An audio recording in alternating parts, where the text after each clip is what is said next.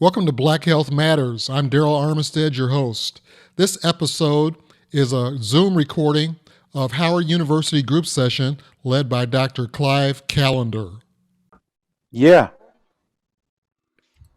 yeah, he's came up through the same program that John Buchanan and I came up through, and that is the DC Youth Orchestra program. Oh, really? And so he came up and he started his conducting there, and he was fantastic.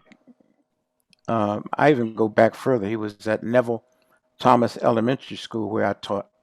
Really? And he came over to the school one day just to see the kids playing in the orchestra and to conduct them. He was horrified though, because it was an orchestra that just got started, and they were scratching and stuff on their instruments. But anyway, he moved on and went to Chicago. Darryl, that's why I thought you might know him. He went to Chicago and he was an understudy with Schulte, Chicago Symphony Orchestra, and then he conducted his a Chicago orchestra on his own that was called the Chicago Symphonia. And then from there, he moved over to San Francisco and he conducted there. And I'm talking about top orchestras of the country. And so he's a rare bird because many black conductors don't get that high. Yeah. How many do you think have made it that high? Black conductors. I would say one handful. Yeah, that's yeah. So he had a transplant and developed complications and died. Yeah. Yeah, he conducted the alumni orchestra. John, do you remember that? I think it was our first DC Youth Orchestra reunion, and he conducted a piece on there. Yeah, that was August 2010, 21 years ago. Isn't that something? Well, I'll just go down here quickly because as with the Oakland Symphony, Leonard Bernstein called him Maestro. Yeah, he's a young guy too, huh? Yeah. Only 63. 63. Mhm. So Darryl, had you heard of him, Michael Morgan? No, I haven't. I hadn't heard of him.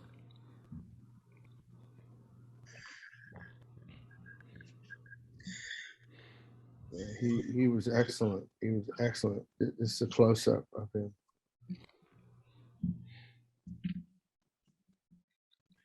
Yeah. Yeah, I don't participate in the high class Chicago music scene. I'm more down. Oh boy. Yeah. Okay.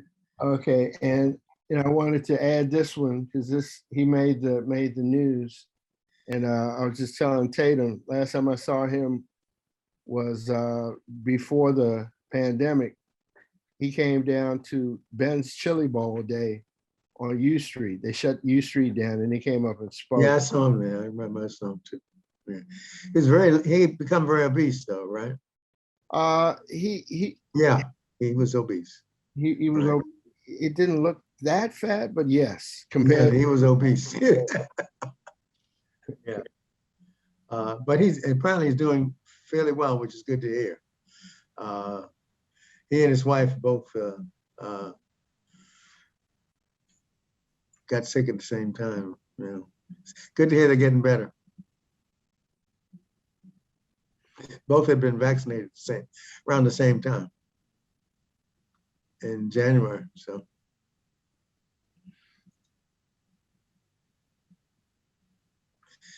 married for 60 years, huh? Wow. Wow. Yeah, it takes a good wife to stay with a man for 60 years. A lot of patience. Yeah. Yeah. Including his out of marriage offspring. Right. Right. Uh, yeah. Just reading about the Currys, who Christian family who also divorcing. You're not talking about the one for Pennsylvania Avenue Baptist Church, are you? No. Stefan Curry, the basketball player, Okay. mother and father. Okay. Yeah. No. The 7 worst habits for your brain. It's an interesting article that talks about many of the things that we do that are not so good for our brains. And we've talked about accentuating the positive, and just the opposite is not good for you. The pessimistic mode is take you down the road, and so the opposite is what you need to do: foster positive thoughts. Skip your vaccine.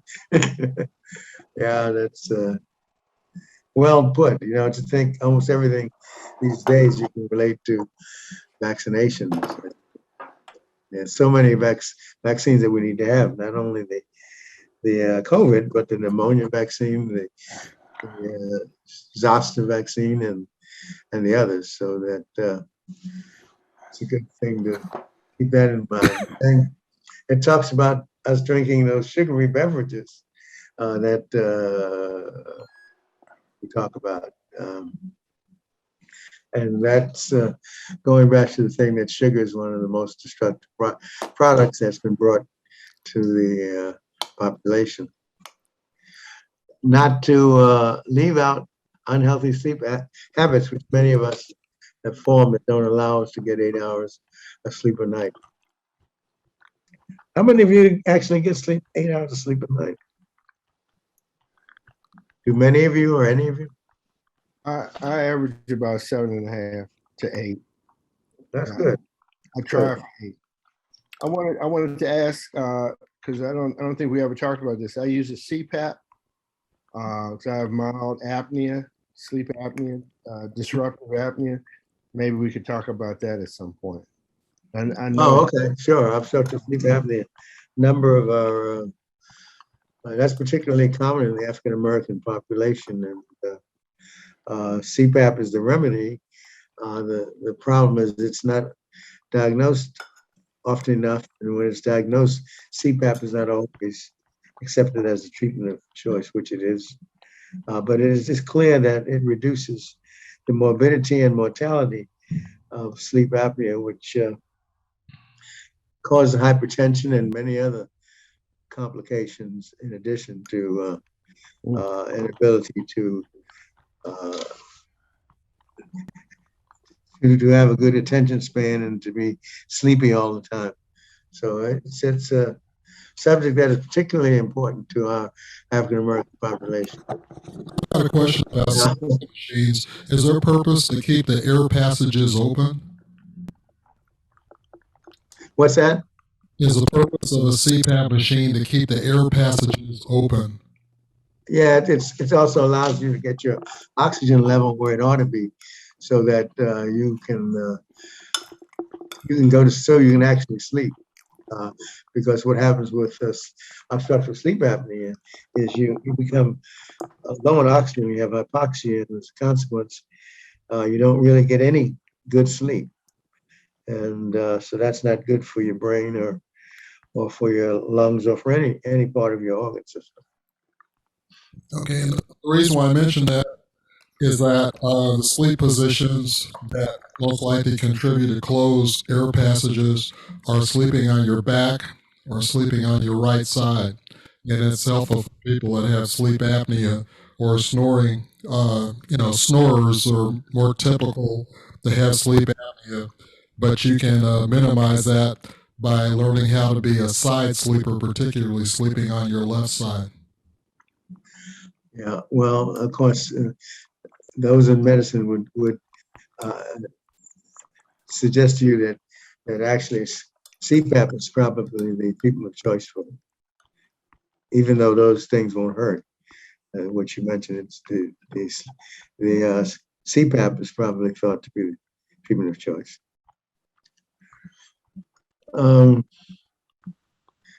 How many of us in our young days had headphones that were too loud, and now we can hardly hear anymore? Because that's one of the things that's also not good for your brain. But nowadays, when you see these cars and you hear these loud noises coming out of them, you wonder how any of our young people will not be deaf when they get older. Have you wondered about that too? When you drive, you go by somebody and you hear so much noise that you think that the noise was coming from your car? What was that you said, Doc? I'm playing. The young people, they have their noise up so loud. Oh, I see. I was playing. I got you. I had to go to the audiologist this past week to get tested for hearing aids. You know, I've been on the stage with very, very, very loud music for Right. 40 plus years, and Yeah. I was to the right of the drummer the whole time, and with that cymbal right next to my ear. Wow. I have hearing loss in my left ear, high frequencies. So yeah, I know about that. Yeah. So do I. I know well. And then there's some medications that the antidepressants and some of the bladder medications that interfere with acetylcholine that is associated with increased incidence of dementia, which of course is Alzheimer's, one of the types of dementia. Then it ends it by talking about you must have a sense of purpose, which contributes to the positive perspective that was absent in the first issue. And so if you have a distinct purpose, this is good for the brain. You see that that they were approximately 2.4 times more likely to remain Alzheimer's free. That's an interesting data item, which is interesting to see. I don't know what it means.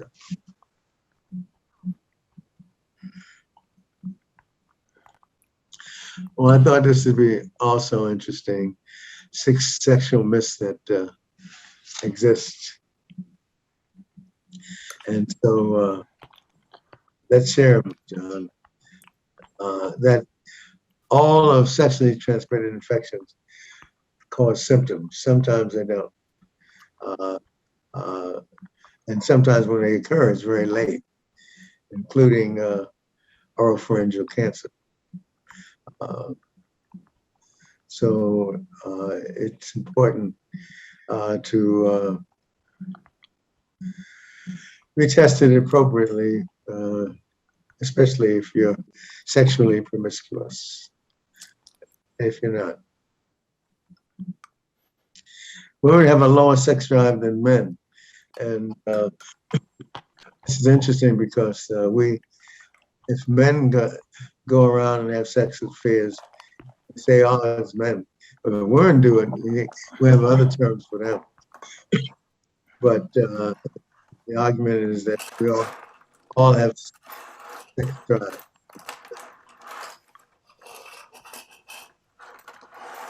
And so that it's not believed that women have any or men have any more sex drives than anybody else. Any thoughts on that? Well, will men go crazy if they think women have just as much sex drive as they do? Probably. Probably. But you know, in Africa, that's why they circumcise women. That's right. That's why they cut the clitoris. Right. Yeah. Because they recognized that a long time ago. Yeah, well. But in America, you know, they try to pretend like women didn't, so they wouldn't lock us up.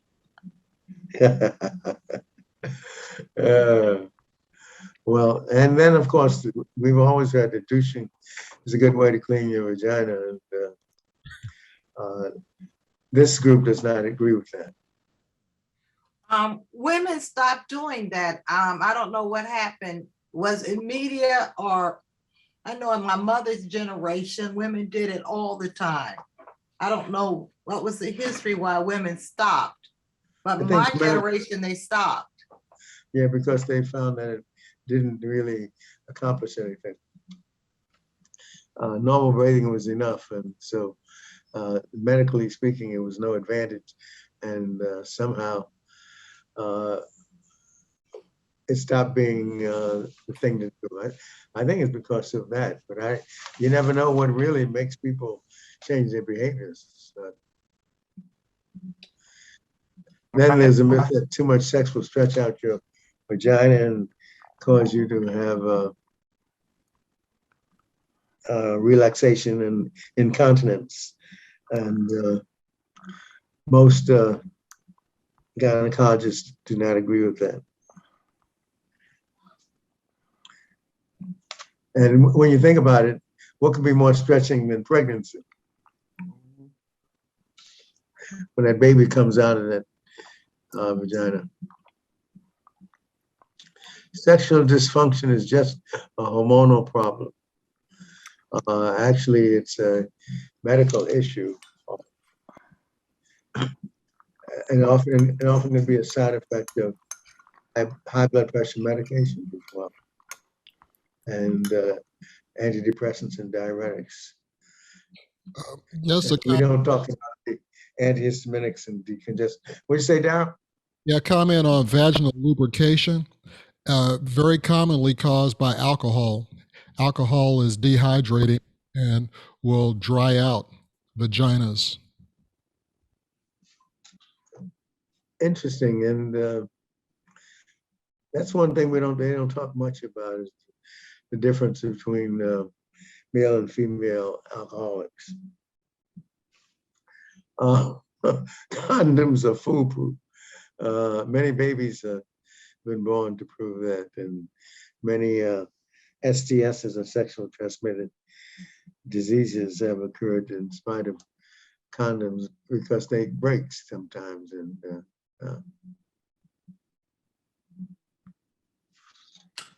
they provide no protection from the STIs, as they call them. Not particularly a sexual myth, but a sexual problem, and that's women wearing tight pants, like particularly yoga pants, where you don't get air circulation. It can very definitely cause some things like yeast infections, and it's a lack of freshness that douches were thought to correct.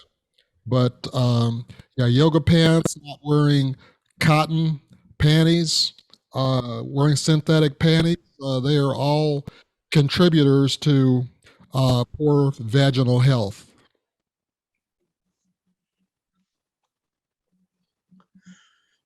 Yeah, most women know that, but the theme of it is manufacturers. They produce this to encourage women wear the tight pants better. Older women know that grandmother panties are better for you than the tight ones or the tight jeans. Well, but it's just a style. yeah, Just like heels, high heels for women. yeah. That's the thing. They're beginning now to realize that high heels throw your whole balance off and everything. But it's just something that women did. Food for thought, though, Dr. You said Callender, did or do? it still does, Yeah, right. Okay. It's just like I'm looking at even women eyebrows. For a while, women had to go through the excruciating pain of plucking out their eyebrows. Now, all of a sudden, we can have thick eyebrows. It's just the media, making money off of women and telling them stuff that's not natural and making money. What we need is women of wisdom talking to their daughters and granddaughters and tell them to come out of all that tight mess and explaining to them the problems that it's going to result in. it's hard. I try to do that with my daughter. It's impossible. But it's just like it was impossible for someone to talk me out of wearing a mini skirt in the 70s because it was a style and you think you look good. So you wear them up to your hops. So tight pants to show off, the birds and the bees, they want some bees. So they just show it tight, everything, the stretch pants and everything. It's a style so you get a boyfriend or a husband that way or look good because your friends tell you look good. The tighter it is, the higher the heel. It's the fingernails that are 10 miles long, eyebrows plucked out, everything. It's just to make you look good so you can get a husband or a boyfriend or be attractive. Well, I understand in our society, people are trained to think that you can't tell your daughters and granddaughters stuff, but that is not what a Chinese mother would say at all. Well, they had the whole culture to back them up and they can kill them. Let's change. But we don't have anything. I told my daughter in high school not to wear those tight pants because blah, blah, blah, and it causes infection and everything. But then I went to her high school, everybody had on it, and she would have been ostracized. So yeah, that's peer pressure is one of the biggest problems. That peer pressure is a mug. Yeah, it is. Unless you put them in a school where everybody's dressed like that. Yeah. And I couldn't afford it. Well, that's an interesting discussion. Why do we gain weight as we age? Well, we sure do, don't we? Most people do anyway. I don't. Not Darryl. Yeah, Darryl is an exception to all rules. With a BMI of what, 29? No, my BMI is 22.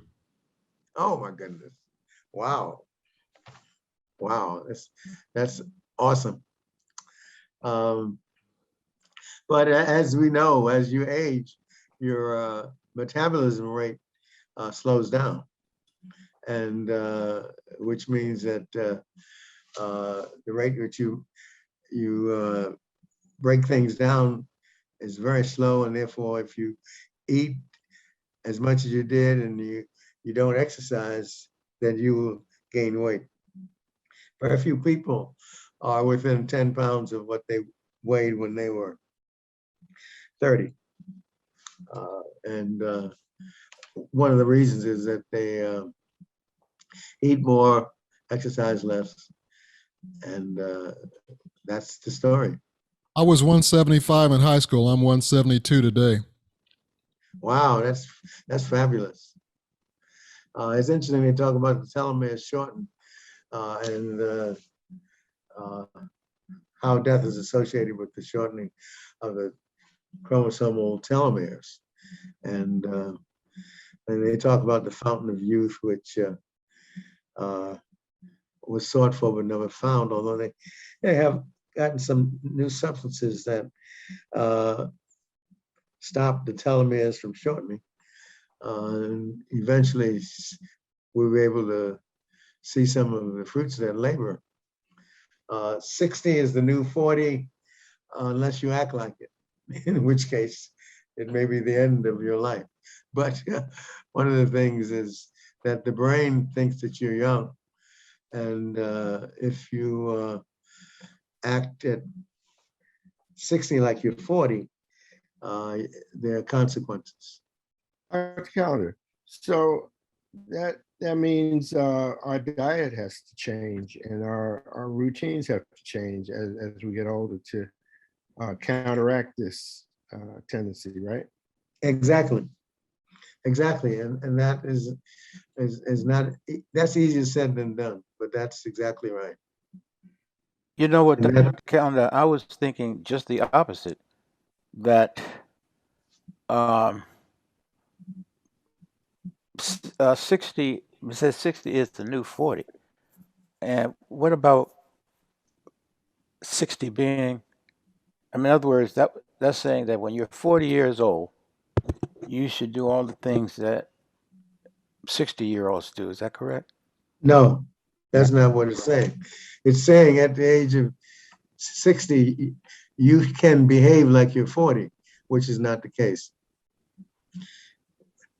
That's what they're suggesting. 60 is the new 40. That at 60 you can act like you're 40, which is dangerous. So really 40 is the new 60. No, 40 is 40. And that's not the opposite is not true. 40 is 40, but it's saying that if you at the age of 60 act like you're 40, there are consequences. Yeah, and you know what made me think that was the fact that they changed the age for your colonoscopy. You know, Right. you can't wait till you're 60 for your Correct. colonoscopy anymore. You might have to start those tests At at age 45. 40. Uh-huh. Yeah, that's right. Because they're finding that cancer is occurring earlier. That's one of the reasons.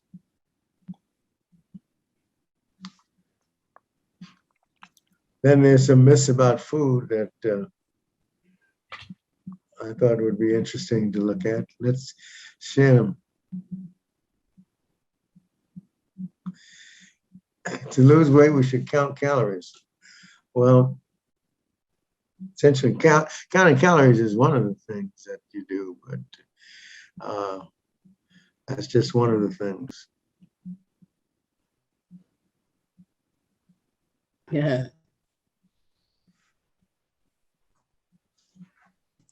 Diet drinks help with weight loss.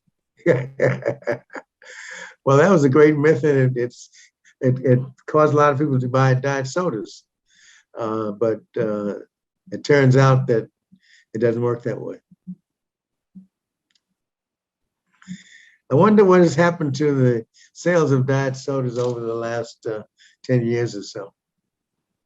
Because at one time it was an all-time high when they first came out, because people really believed they helped you lose weight.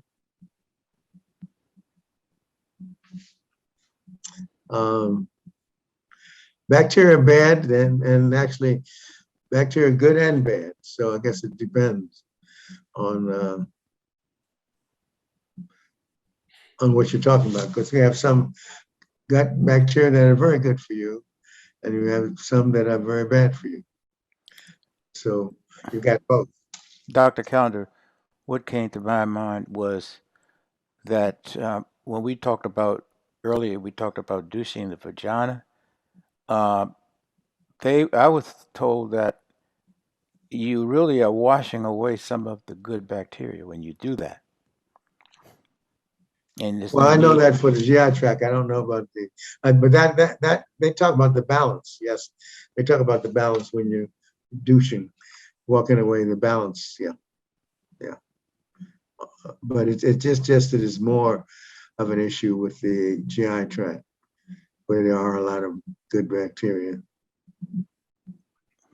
I wanted to ask Darryl about these the 4Ks, what they were talking about, bacteria in these foods, the kimchi, kraut, kefir, and kombucha. You know anything about those, Darryl? Nothing at all. Sauerkraut?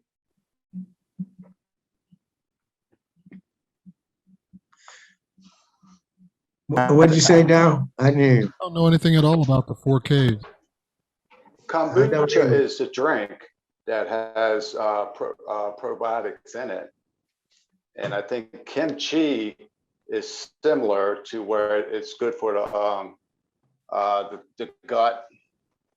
I do know those. Sauerkraut, supposedly, yes, too. Yeah. My girlfriend takes a kombucha mix. I just looked at the package and saw that it had added sugar. And so I wasn't going to try it because it had the sugar in it. But, as far as the other ingredients, I don't know anything at all about how beneficial they could be. Well, Darryl, you're right there with the added sugar, because my daughter was so much into kombucha until she saw or realized the amount of sugar that's in it. And she pretty much cut that out or cut back drastically. Welcome back, Kevin. I missed you. Yeah, well, it's Thursday's golf day, but we golfed yesterday. It's hard to compete with golf. So I hear. Yeah. It's good to be back. Welcome. I missed you. Okay, I miss you all. Yep, Good. missed you too. Yes. Yeah, it's been a while since I had anybody co-sign anything I said, so welcome back.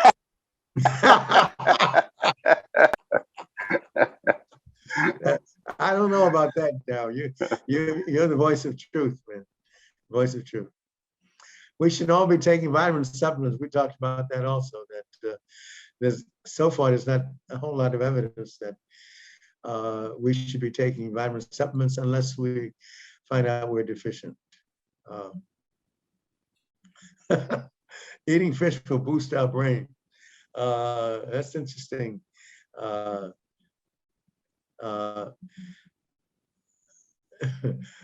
It's interesting. I didn't.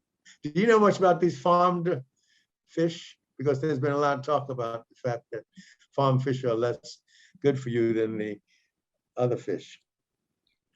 Anybody have any experience in this? Because I think it's the food that they're raised on. It's probably just like cattle, where they probably are feeding it with different antibiotics and stuff, and they're not the same as regular fresh caught fish, and I don't think they're definitely not as good. Yeah, he's right on point. So what happens is it's the same thing that has to do with a lot of meat farming in the United States. You have a pond and you fill it with, you feed them grain. It's not their natural food. It makes them sick. And so now you have to feed them antibiotics to keep them well, to get them to market. And so, yeah, your farm raised fish are going to have a lot of antibiotics in the meat. They're not going to be as healthy as freshwater fish. But also, they affect that artificial farming affects the environment because of the water runoff goes into the rivers and the oceans and things like that. So it also affects the rest of the environment. next one is wine and chocolate are bad for you. Of course, we've talked about the benefits of dark chocolate and wine just recently. So we know better than that. Of course, you got to keep in mind, as we've talked about it, that chocolate has sugar in it. And so that's the part of dark chocolate that is problematic, in that you got to be aware of the sugar content. Moderation. Okay. Absolutely. That's the key. What is wrong with, again, milk chocolate has more sugar or what? Yeah. No, milk chocolate has the good stuff taken out of it. And dark chocolate has the good stuff, but it also has got more sugar in it than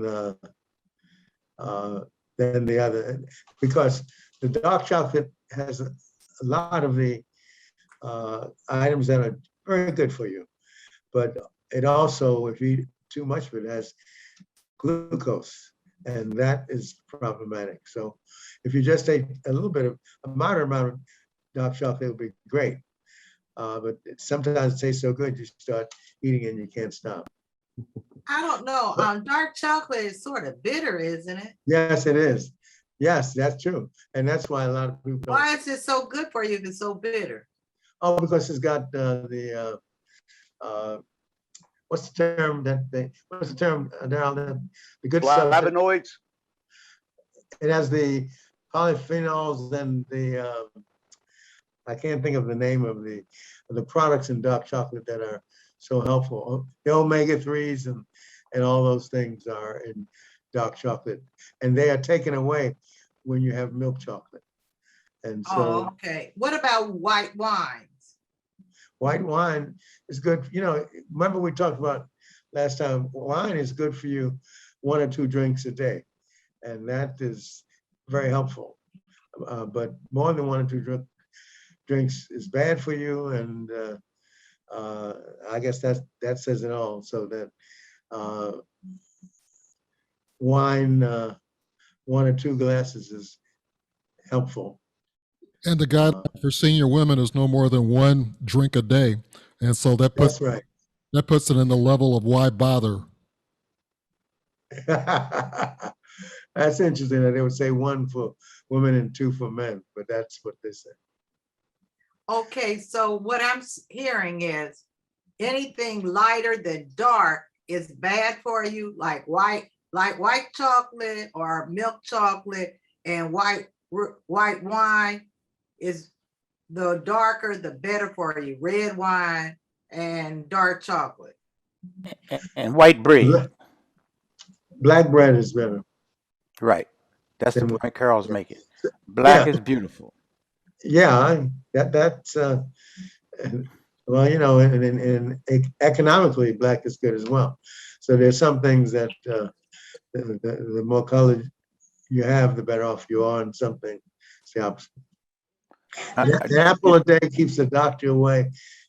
Unfortunately, we can't prove that. Any thoughts about that, Darryl?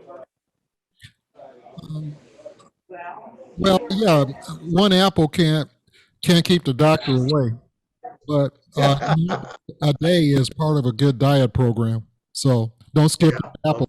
Get other stuff in. Get your orange, your berries, all the good stuff.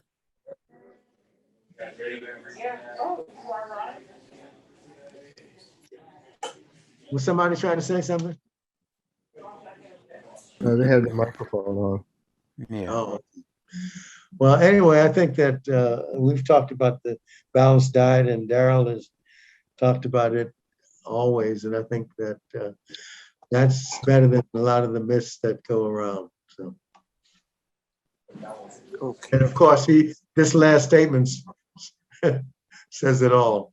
Processed food, which most of it is processed, is bad for everybody. But that doesn't stop us from processing it because people are buying it. So. Goes back to the point that Carol was making about the manufacturers are really running the country.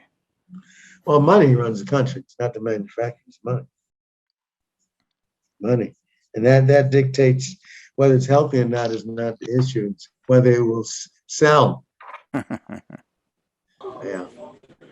Now, this is an article that talks about the benefit of coffee. That the low risk of cardiovascular disease, cancer, and diabetes, and overall mortality. Any of you drink coffee? I do. I do. I do. I do. Lot of people do. Decaf. Well, Regular. this is talking about coffee with caffeine.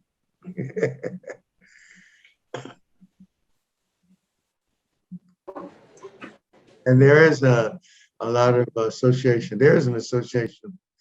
There was publications that have looked at the issue of caffeine and cardiac arrhythmias, and you can see the numbers that they've looked at, and it seems as though there is some relationship, but that's 3% lower risk, which is not much of a lower risk. So they concluded that the caffeine is not that dangerous to you, and it seems as though it's helpful rather than prohibited. So your coffee drinkers are, it's the antioxidants that are in the dark chocolate that make it so good, and it's the same thing with coffee. So you're saying caffeine is good for us? They're saying the bottom line is that some studies say yes, and some studies say maybe. So it's up to you. It looks like it is not harmful. That's the bottom. I would say the conclusion it is not harmful, but there is some suggestion it may be good for heart health. So drinking in moderation. But I think, how many people take 1 glass of coffee every day? Or you take more than 1? Mine, I drink 1. Yeah, that's probably safest. Look at this. I read one time, I was sitting in the doctor's office and it was a long wait, that caffeine promoted tumors, fibroids, and etc. And it also promotes hot flashes among women. Now, is any of that true? I don't know the answer to that question. I just know that one or two cups of coffee seem not to be harmful. And I don't know the data on the fibroids. I've not read anything about that. Yeah, definitely increases hot flashes for menopausal women. I know this from experience. Uh, I know it That's helped what- me. It helped me to lay back on coffee because coffee, the caffeine in it does promote in some women, like eating chocolate and everything that has caffeine, sodas, it does promote hot flashes in some women. I don't know about all, but in some women, well, me, it did. Oh, I didn't mean personal experience. I was married to a menopausal woman. Oh, we understood that. We understood that, Darryl. This is an interesting article about fingernails and I think that's one of the things that we don't pay much attention to. Although women paint their fingers all the time, and men do not. But I don't know if anybody, how many of you actually look at people's hands and fingernails? I do. Yeah, when they're 10 feet long, I look at them. No. Well, it's interesting how some medical diagnosis can be made on the basis of what the outer part of the nail looks like.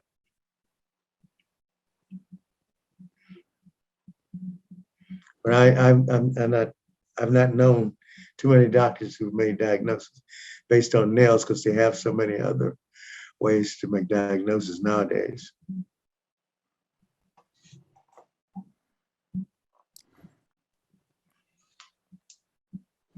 And this is what some nails look like pathologically.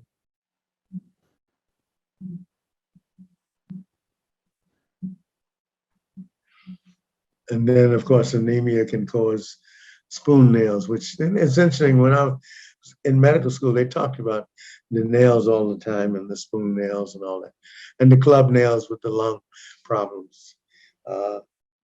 They tend not to really talk too much about it anymore, but and then, of course, the melanoma, which is a lethal condition.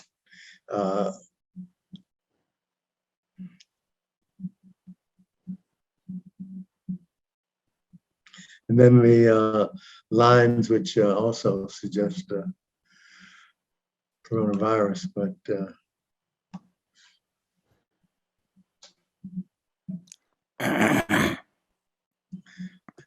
it's interesting how COVID has turned up in so many areas you wouldn't have expected it to.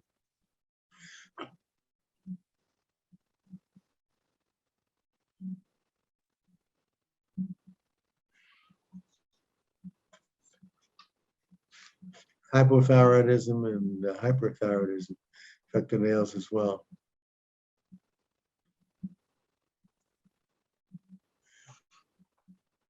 I have a question for the gentleman, since we got a lot of gentlemen today. Women also go through that, we talked about tight clothing, how it's bad for women, and heels.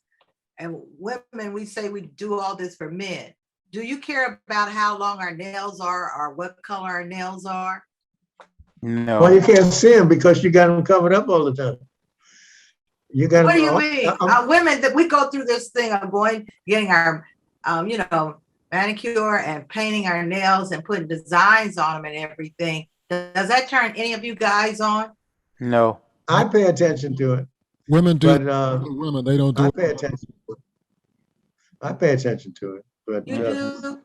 yeah, I do. But it's usually I appreciate they're usually painted. But yes, I look at it. I do.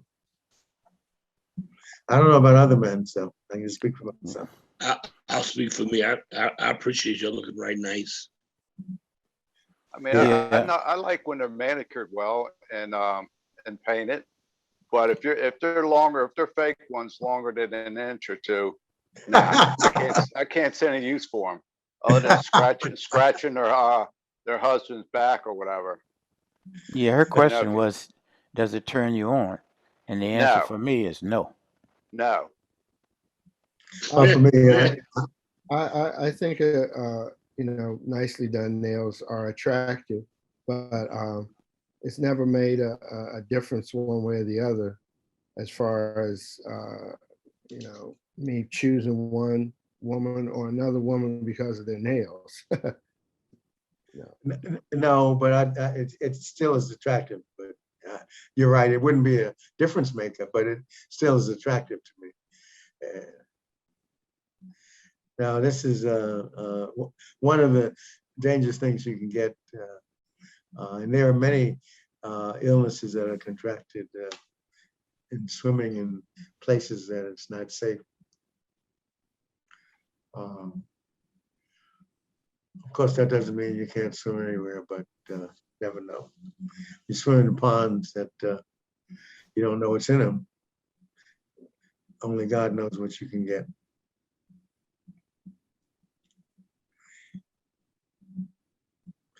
Next one. Dr. Callender, we had one about bad bacteria and good bacteria. What good is that knowledge for us when we can discern which is a good and bad bacteria? Should we just, Well, and we can't stay away from none of it? Well, the only reason you may be aware of that is because the one of the, what's that medication they give you? Probiotic, which is and yogurt. Those are things that a lot of the reasons they are attractive is because they have a lot of the good bacteria. So that's the aspect of it that may be helpful. Other than that, most people are not going to use that to any advantage. For example, the fecal transplant, which has been done, is to transfer good bacteria to people who would have GI disturbances, gastrointestinal problems, which can be cured by having the good bacteria given them. So that's another area in which the knowledge of the good bacteria can help you. How does a fecal transplant work? They take the stool from one person and put it in a pill and give it to you. In And a it has pill? pill, yeah. They What am I used supposed- they used to eat it. That's what I said. They give it to you in a pill. Yeah. They give it to you in a pill now, but I'm just talking about in the early stages of the experimentation. Well, I don't know anything about the early stages. Yeah, Right now, they we had to use the take it pill. orally. Yeah, you take it orally, right? Take a pill, right? And what's And, that supposed to do for you? gives you good bacteria, and the good bacteria can eliminate some diseases. because it goes down and it fights the bad bacteria. Right, kills the bad bacteria. Right. And the body is in control of good and bad bacteria because we have that running all the way through our system. And that's God given, for us to have these good bacteria fight the bad bacteria. Right, and sometimes the balance is in favor of the bad bacteria, and that's when you need to get the good bacteria. Now, this is an article that talks about an aspect of health in the United States that we don't fare too well. And when they compare us against other level one countries, developed countries, we spend more on healthcare than average, but yet have the lowest life expectancy and the highest suicide rates. That's frightening, isn't it? We also visit physicians less, and we have the highest chronic disease rate, and we do less preventive health care. So it's kind of disturbing. Japan has the highest rates of life expectancy, and we're at the bottom of the line. Infant mortality, we have low rates in Mexico. And asthma, we don't do that well either. So we spend more money, but the results are not so hot.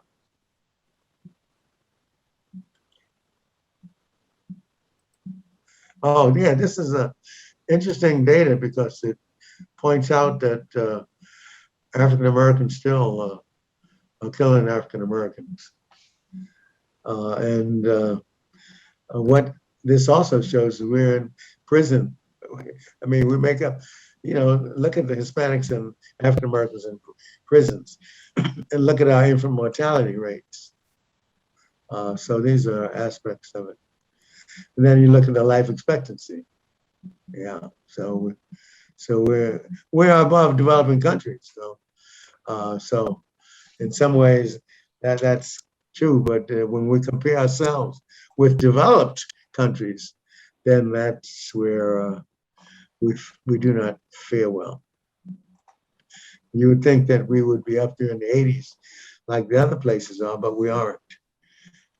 So yes, we are well above developing countries, but not at par with developed countries. And I think one of the things that would help it would be if we had universal health coverage for all peoples, because that would be one way to accomplish it.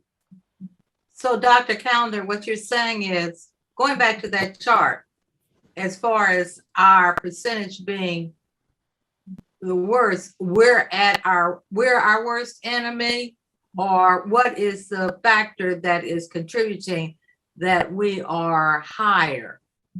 Well, I think the fact that we don't have health care as the right for all Americans is one of the biggest problems. We have majority minority health disparity, which is why. And how come we're in prison more than anybody else? Well, we're in prison because we have a legislation that puts us there. I mean, that's part of the political determinants of health. You have social determinants of health and political determinants of health. And we're in prison because the law is put in place to put us in prison. And our murders are because of us or because of others, the same political reason? Well, I don't know the answer to why blacks are killing blacks, so I can't answer that question. So you're saying we're killing each other more than any other race? In the United States, we are. That's what the data is clear, right? When you look at Black American murders per 100,000 people, okay, it's well established that people kill who they know. They kill their own. White people kill white people, 90%. Black people kill black people 90%. So we're talking about high murder rate of black people. That's blacks killing blacks. We're the highest. We're more than double developing countries. We're about 3 times the rate in the United States, and we're 7 times more of a murder rate than white Americans. A lot of that comes from the prison population.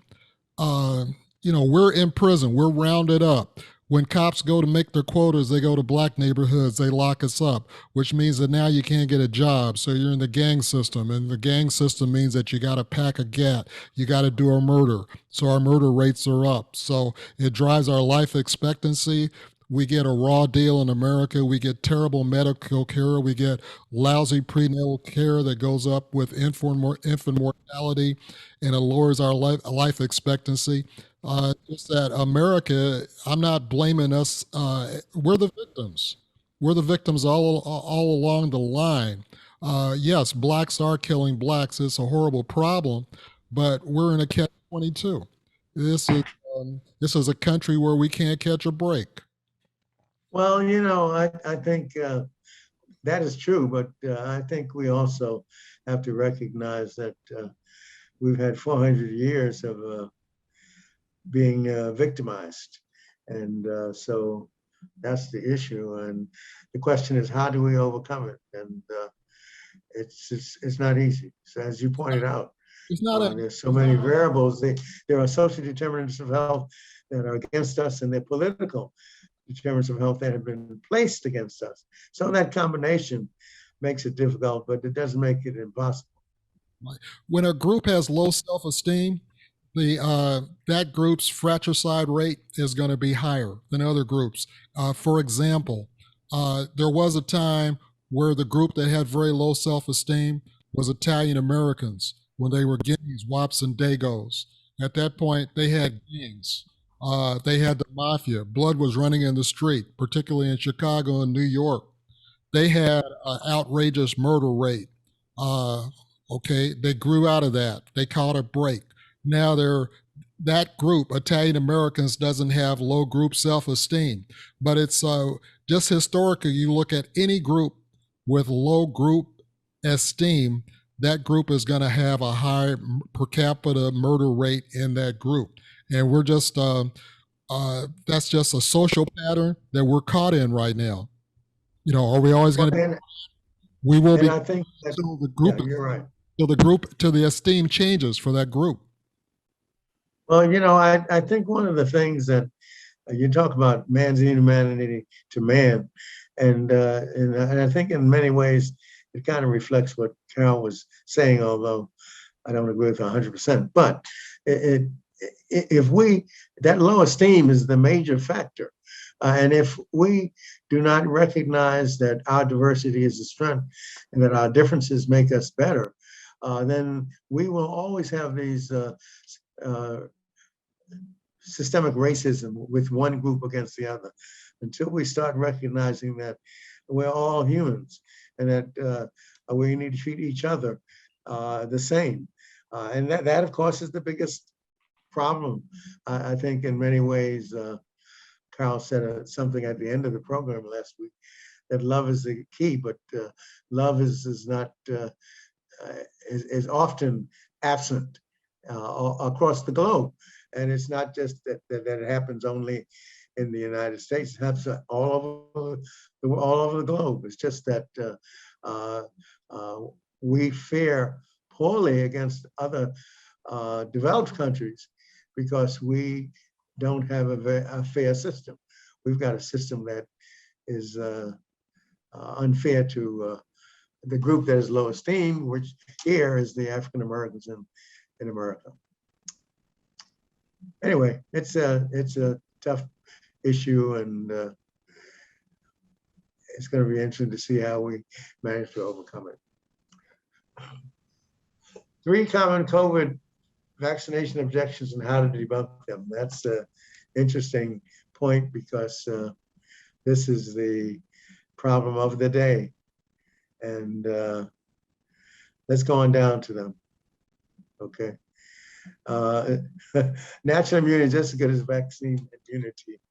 And there's a lot of debate about that. And the natural immunity is good immunity. And so is the vaccine immunity. The question is, which is best? One thing we know is that if you have natural immunity and you get the vaccine, that's the best. We know that because we looked at the antibody titers of those who just had the COVID, and we looked at the antibodies of those who've had both. And we know that the highest immunity is those people who have had both. Yeah, I had a quick question.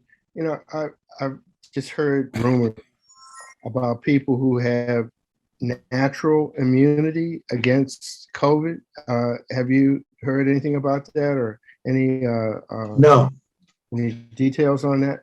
no, because I don't know anybody who has natural immunity, but there are people who obviously have it because they get COVID and they survive. So they must have some degree of natural immunity. I just don't know that. We don't know that much about it to understand it as well. But most people who get COVID don't die. 90% of the people who get COVID survive. So that means that we do have some degree of antibody protection. The question is how much. This And, is you know, for example, we've had 4 million deaths in the world from COVID, but we've had 200 million infections. So you can see that our immune system is able to fight it off most of the time. But as you get older and you have less immunity, then you're more likely to die. Not saying that the young don't die from it, because they do, but it's just that they die less often. Dr. Callender, this is another example of good bacteria and bad bacteria. The good bacteria being your immune system, if it can fight off COVID, that's wonderful. But to be on the safe side, you get the vaccine so you can ensure that your immune system can be boosted up even higher to fight off the disease. Okay, the second is the vaccine is experimental and not proven scientifically. That, of course, is not true. So, I mean, that's easy to dispel. You may have many reasons for not taking it, but that would not be one. But people still say it. And they said it a lot more now that the vaccine is approved by FDA officially. It's harder to make that statement. Some people still believe it will have serious side effects. There are many side effects, but serious ones are extremely unlikely. But still, people still recognize that that one person who has a serious side effect is fatal for them.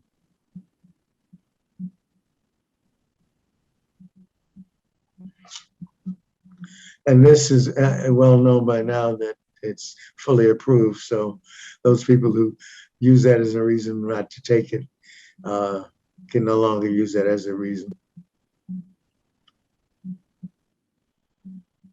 Dr. Callender, where are they regarding the approval of the Moderna vaccine? I don't, all I can say is not approved yet. The Pfizer is approved.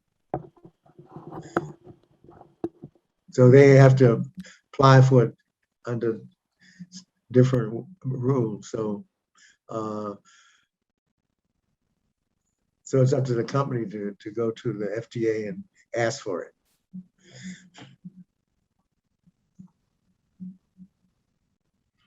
Okay, this I thought was very appropriate because we're seeing breakthrough infections occurring.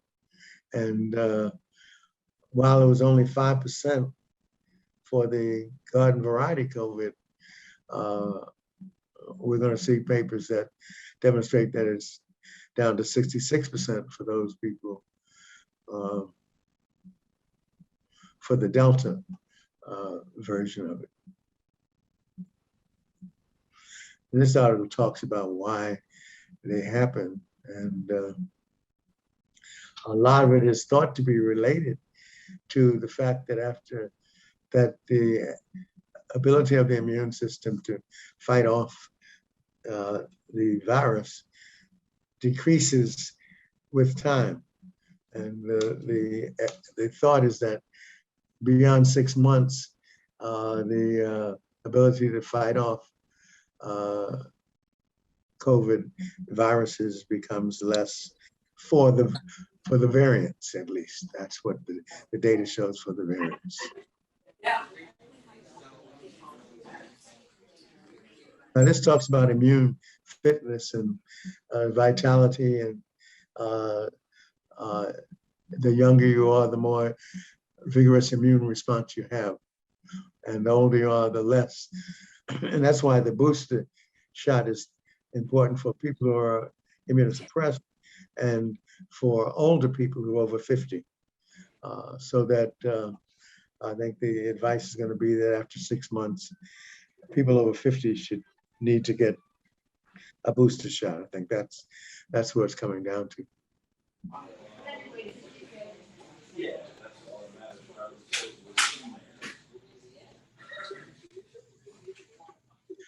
What is The problem is that if the viral load is high, even though you can fight off the infection, you can still transmit the virus. But it's just much likely to occur from those people who are immunized than people who are unvaccinated. And I've even read one Republican who said that it's all coming from the dark people who are unvaccinated who are spreading this virus. And so we just got to eliminate those dark people.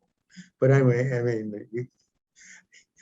you have all kinds of things going on, but the real truth of the matter is the unvaccinated population helps spread it.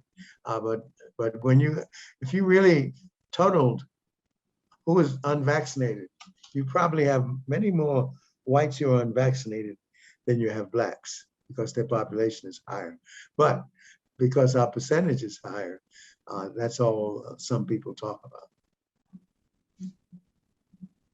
Any comments about that statement? Because you're not going to read that anywhere. They're going to just talk about the percentage of unvaccinated minority people, but they are going to talk about the fact that majority of unvaccinated people are actually white people. Dr. Callender, we have an article about that a little later on. I mean, you want to skip to that article? No, we can get to it later. Get to it. Okay. Yeah. The vaccine is not a silver bullet. We know that, but that's less severe illness. I think is important to point out. And I just spoke to one person who had a breakthrough infection, and she was sick for one day, and then she was better. And so, being vaccinated, she felt helped her to minimize the severity of the infection. I have a friend, Ed Anderson, who got COVID from his grandson. His 8-year-old grandson had it and brought it home. So he was sick for 3 days, but he was vaccinated. And that was, Yeah. Dr. Callender, this is Sylvia. You know how we have this test at CVS where you can test to see if you have COVID? Yes. I envision some kind of test that maybe we can know where our immune systems rate. You know what I mean? Some instant tests so that you can know this is the level of your immune system so that you can start working on it. So that would be my patent I need to put in place. Well, if you get it, yeah, it'll sell. It'll sell. But nobody else has developed it yet. Right now, it's an antibody test, and it takes a while. But you're right. They do have the COVID tests that are available in the drugstore. They give you fast results. People who don't want to take a chance on those tests, they go and get the vaccines regardless because. Well, these are people who actually have been vaccinated and they think they have breakthrough infections that we're talking about, because to me, everybody should be vaccinated. Yeah, I'm talking about the flu and shingles and pneumonia and all those. Yeah, those tests, people don't take a chance. They just go ahead and get the vaccines. They don't even worry about whether their well, I guess some people worry about whether their immune system is strong enough to fight off the flu. I know some people say, oh, I don't need to take the flu shot. My immune system can handle it or whatever. So there are people who want to be on the safe side, like me. So well, I think as she mentioned, there are very few people who really know their immune fitness, and so there isn't a single simple test that quickly addresses your immune fitness. Right now, we have antibody tests that address it, but your conclusion is correct. Most people will just get vaccinated. Next slide. On the same thought, though, Doc, now they're saying that people going back to work have to either be vaccinated or get tested every week. A lot of businesses are now opening back up in person with those restrictions. But with the breakthroughs, I would say that everybody would have to be tested, vaccine or not, with the breakthroughs every week. Well, that's what we do at our hospital. That's what we do at our hospital. To me, that makes sense. And then with the students, also, with our college students as well. Now, this is an article I thought was important to put in here because initially, monoclonal antibodies were not free. They were very expensive, and they are effective in people who have been exposed but don't have the vaccine yet. And so this is something that everybody should know about. They have this monoclonal antibody that is effective. And for example, I had one of my colleagues whose father is 100 years of age. She got the virus and she didn't want to infect her father. And so she wanted her father to take the monoclonal antibody. Most people thought that because it's so expensive, you couldn't take it, but they now give it free. So keep that in mind if you're worrying about people who are exposed and you're worried about them getting the disease, especially if they're older than 60. So I think it's important to us to know that the expense may not be the issue it was when we initially remember the price was thousands of dollars, but now making it free. So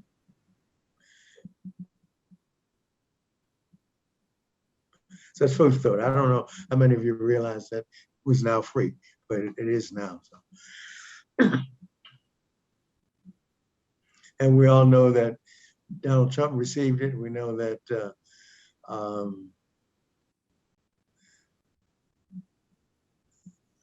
neurosurgeon. Did Ben Carson receive it? Yes. Mm-hmm. Yes, he did. Yeah, those two received it. Yeah. So, Doc, are they different cocktails? They are different cocktails, but they're all effective. So. How long do they remain active in your system? Is there a limitation of effectiveness?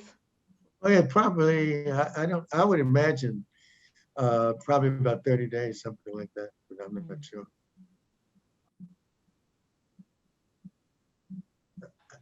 I don't think it said in this article. This is how it was cost before. $1,000, $1,500 per dose, and but now the costs are covered by Medicaid, Medicare, and private insurance. So keep that in mind if anybody gets exposed.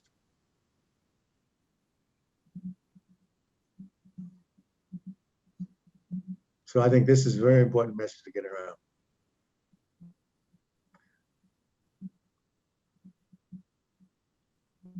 Dr. Callender, where did they get the 8 months from?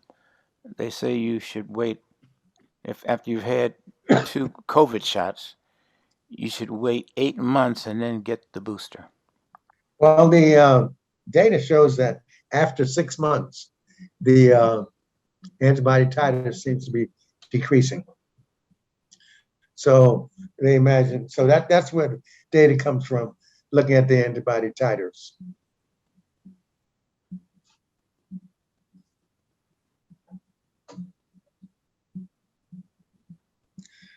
Now J&J is working on booster dose, but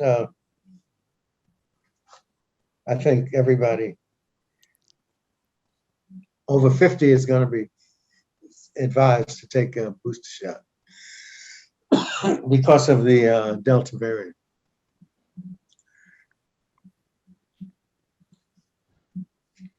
It's amazing how things have changed. About a month ago, I think World Health Organization was suggesting that you didn't need the booster shot. But now it looks like those people are over 50, at least those people over 50 are advised to get a booster shot. In addition to the immunosuppressed group who have always been, recently have always been advised to get a booster shot. Dr. Callender, do you know if the booster shots are different from the original shots? Say again? Are the booster shots for Pfizer and J&J and Moderna, are they going to be different, more advanced than the original shot? I didn't understand. Going to be what? Are they going to be different? Are they going to be more advanced? Oh, I think it'll be the same shot. I suspect same shot. Just yeah, I think it's going to be only difference is one shot because you've already gotten 2 shots. So my question is, will the shot itself be different? That's what I'm saying. I don't think so. I don't think so. There's no evidence that it would I don't think so either. be the same shot. Because the goal is just to boost up your immune system. And it's already done that. So this should accomplish the goal. And I haven't seen any detail that would suggest it would be different. So as time goes on, because as we approach September, because at the time that it was recommended to be initiated was supposed to be September, I think the 2nd or 3rd week in September, because most people got their shots in January or February. Everything I hear, it's the same shot. Yeah, They would have been talking about it on the news about development of this new and improved one. that's true. Right, you're right, and they would need FDA approval for it, so it would have to be the same. Correct. Right. And this just points out that the vaccine's effectiveness against the Delta variant has dropped from 90% to 66%, which is still 2/3 of the people who take, which is even better, still better than the flu vaccine, which is about 50%. So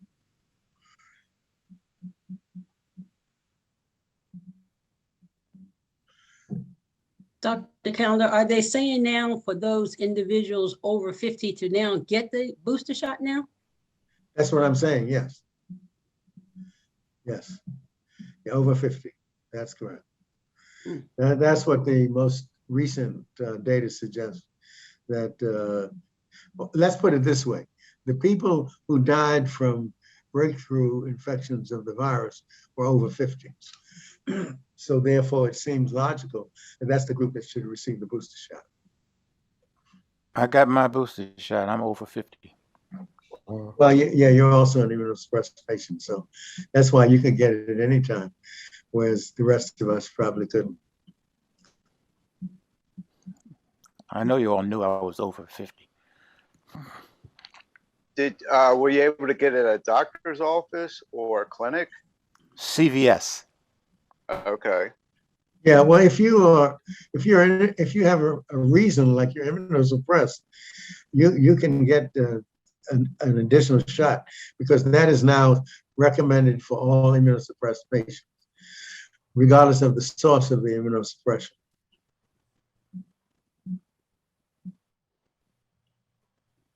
Now, and I think at a subsequent occasion, you're going to need to have your record to show that you've gotten your original 2 shots and you've also gotten your booster shot. And this is the study that talks about the protection waning.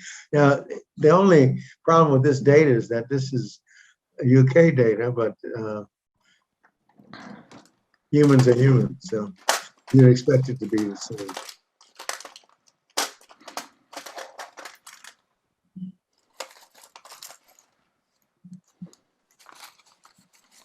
And they say older people, I'm saying 50.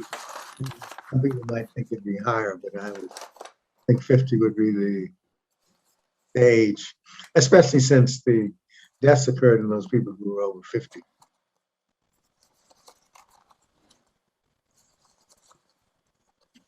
And you see where they said starting from September, because most people received the virus in January, February,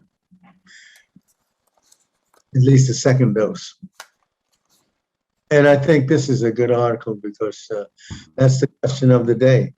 What do you need to know about these booster shots?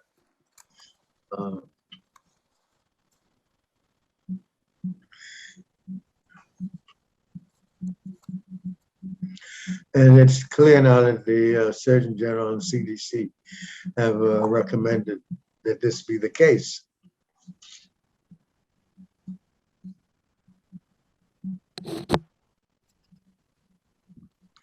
And I think there's been a lot of discussion about this, but I think we're now at the point where they are being recommended. So,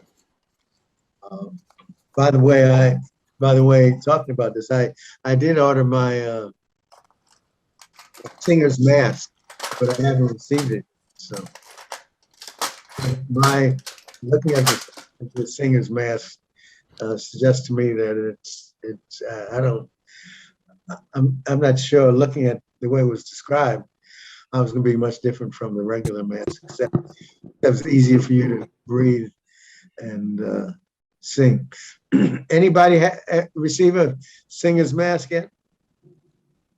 I have a horn player's mask. I found it. Dr. Callender, what kind of mask are you talking about? They have a special mask for people who sing. Oh, okay. So if you're a singer, they have a special mask. So when you're singing, you can sing through the mask. And theoretically, not infect others. This is the horn player's mask. Oh, okay. Got a full out horn, so I can. I see. That's interesting. Yeah, You just happen to have your horn there. Yeah, I always have it right here. Okay. So what prevents the, I guess the saliva from coming through the tube of the horn? Well, I have another cover for the bell. Mm. I can use. I don't use it.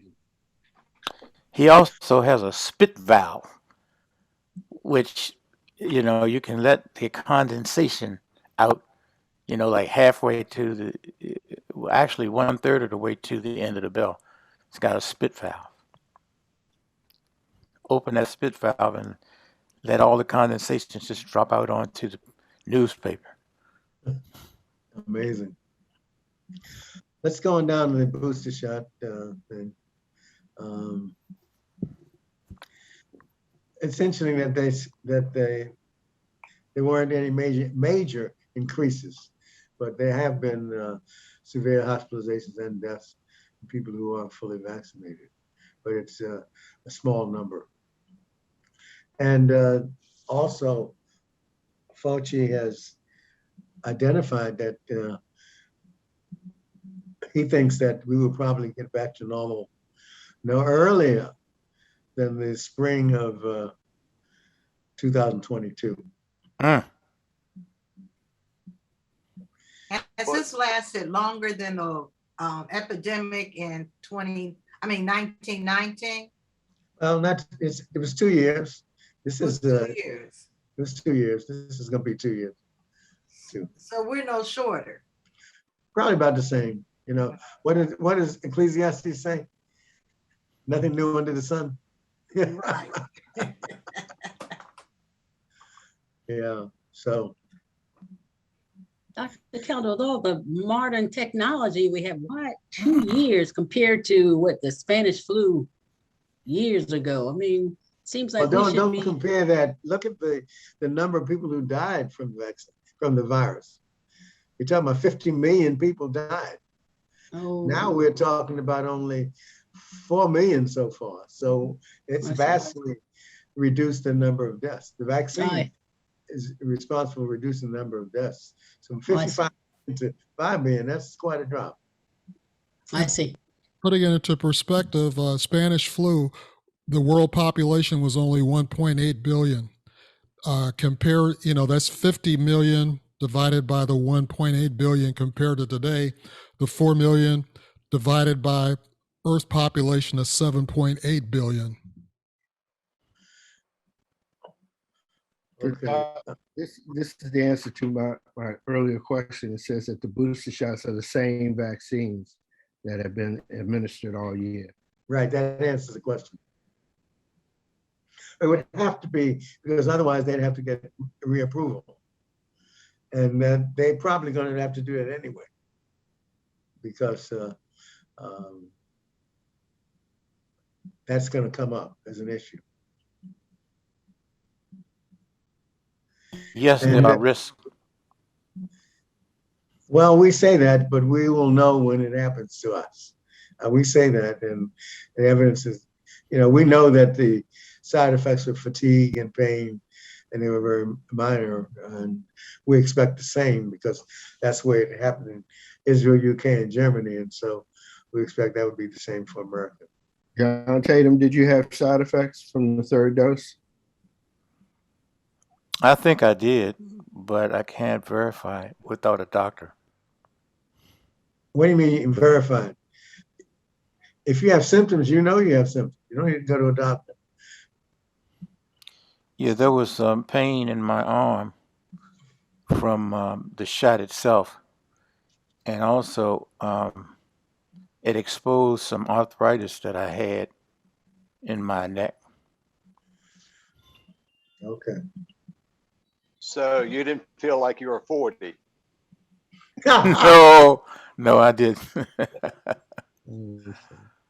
Okay. Felt like I was Well, not. and there were people who took the Johnson & Johnson shot who were wondering about when they should get their dose as well. So, and it's clear that they need it. The question is, do they need more than that? But I think they certainly need a booster shot. It also caused some bursitis in my right elbow.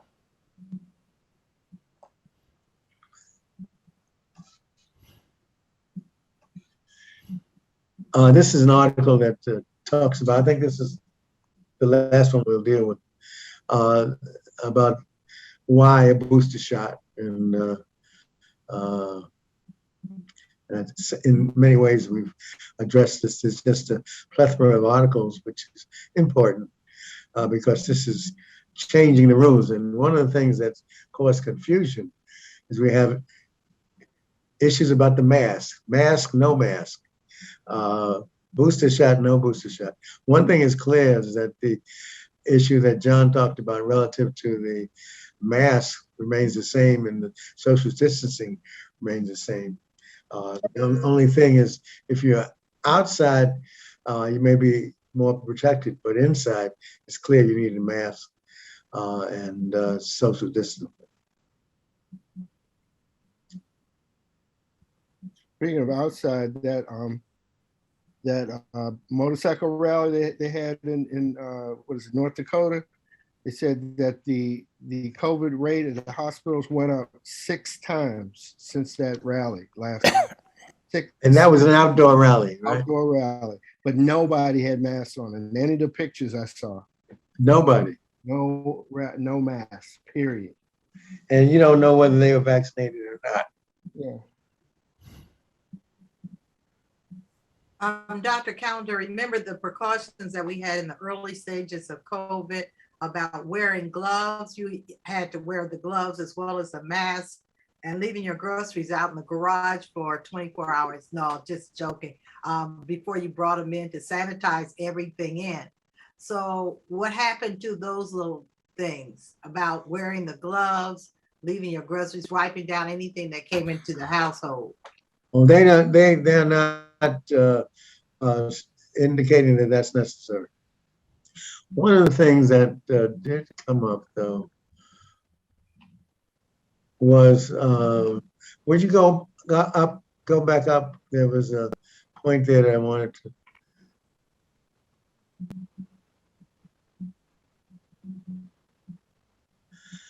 Yeah, that the breakthrough infections, whether they relate any of the younger people and whether uh, the younger people actually, people under 12 actually need to be vaccinated. That still remains an issue that is not resolved. And that's important for the schools and the schools, children and the teachers, because it is not yet clear what should happen to the kids under 12, because they have the greater likelihood of getting the virus and being asymptomatic and transmitting it.